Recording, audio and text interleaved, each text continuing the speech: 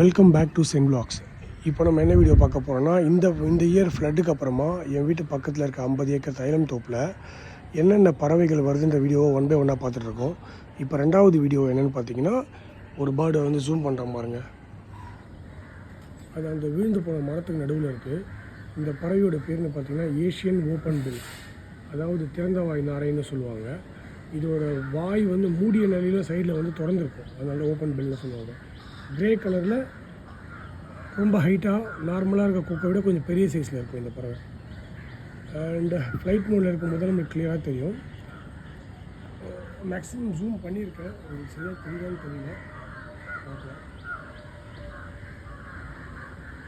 தெரியும். ஸோ இது மாதிரி பேர்ட்ஸ் பற்றின வைல்ட் லைஃப் பற்றின வீடியோஸ் பார்க்குறதுனா நம்ம சேனலை சப்ஸ்கிரைப் பண்ணிக்கோங்க. வேறு ஒரு சேனலில் மீட் பண்ணலாம்.